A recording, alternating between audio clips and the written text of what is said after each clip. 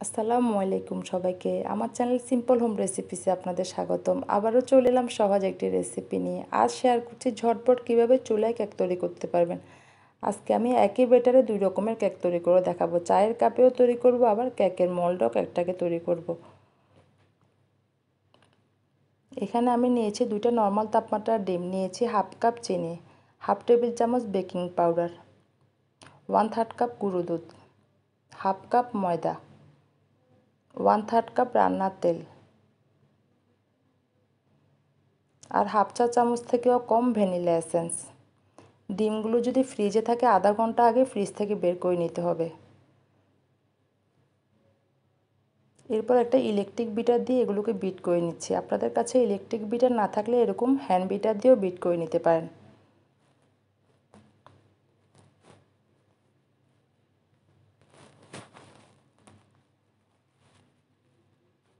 এখন এখানে দিয়ে দিচ্ছি চিনি,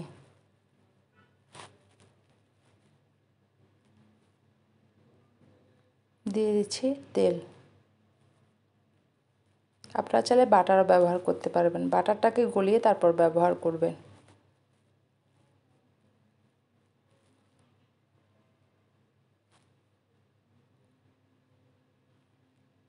দিয়ে দিচ্ছি ভ্যানিলা এসেন্স।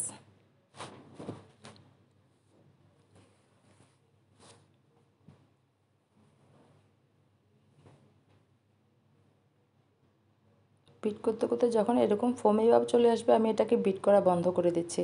আমি এটাকে 5 মিনিট সময় ধরে বিট করেছি।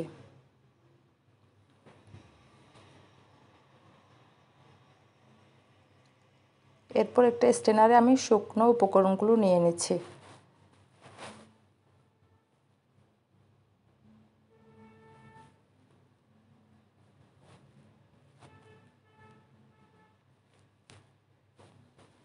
ময়দা, বেকিং পাউডার আর গুঁড়ো দুধ নিয়ে সব একসাথে চেলে নিচ্ছি, যাতে করে কোনো লাম্পস না থাকে।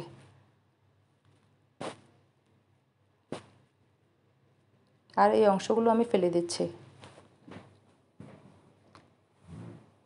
এরপর একটা স্প্যাচুলা দিয়ে এগুলো আমি সব আলতো হাতে মিশিয়ে নিচ্ছি।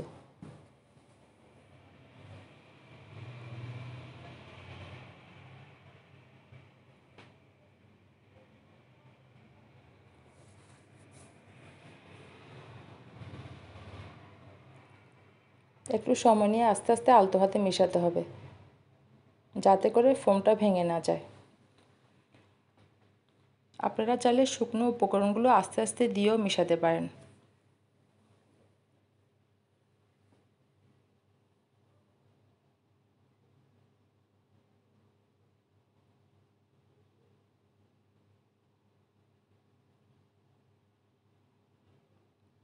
এখন এখানে দিয়ে দিচ্ছি 3 টেবিল চামচ লিকুইড দুধ। দুধটাকে দিয়ে আবারও আলতো হাতে মিশিয়ে নিচ্ছি।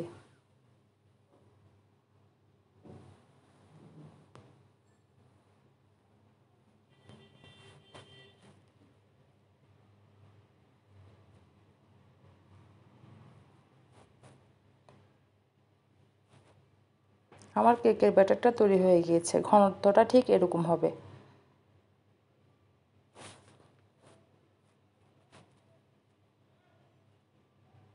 এরপর একটা রাউন্ড শেপের মোল্ড নিয়ে নিয়েছি।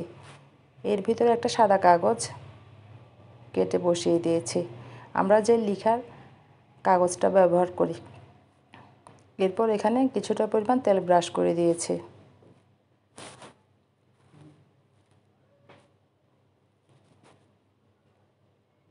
উপর থেকে সামান্য পরিমাণ ময়দা ছিটিয়ে দিচ্ছি একটা স্ট্রেনারে নিয়ে। এখন এখানে কিছুটা পরিমাণ ব্যাটার দিয়ে দিচ্ছি আর কিছুটা পরিমাণ ব্যাটার রেখে দিচ্ছি কাপ কেকের জন্য। এরপর এটাকে আমি ঝাঁকিয়ে নিচ্ছি যাতে ভিতরে বাতাসটা বেরিয়ে যায়।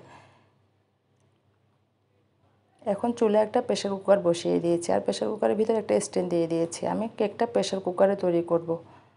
আর চুলাটাকে হাই হিটে রেখে আমি এটাকে ঢাকনা দিয়ে 2 মিনিটের জন্য ফ্রি হিট করে নিচ্ছি।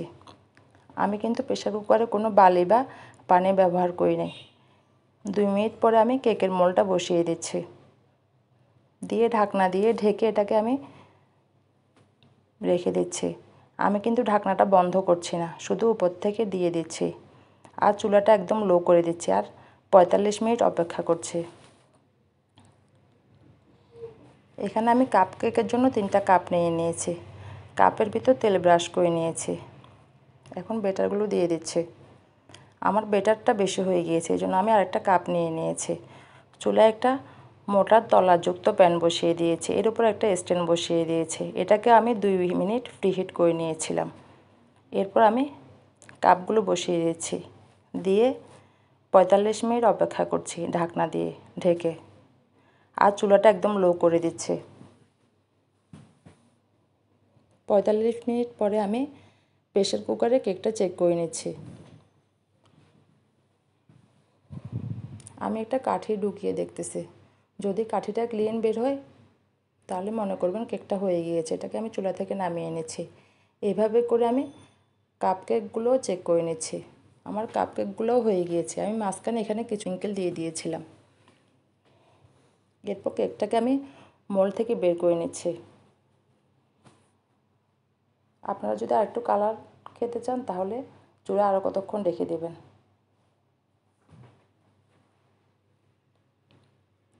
আর এটা প্রেসার কুকারে বানানোর কারণে উপরে সুন্দর একটা কালার এসেছে আর কেকটা একদম স্পঞ্জি হয়েছে। আমি একটু কেটে দেখাচ্ছি, দেখুন এটা একদম স্পঞ্জি হয়েছে। এভাবে করে আমি কাপকেকগুলোকেও বের করে নিচ্ছি, সাইডটাকে একটু ছুরি দিয়ে কেটে নিচ্ছি।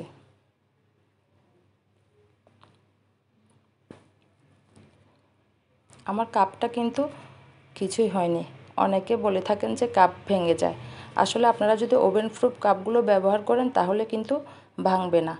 আর আমার এটাও কিন্তু একদম স্পঞ্জি হয়েছে। এভাবে করে আমি এটাকে কেটে নিয়েছি।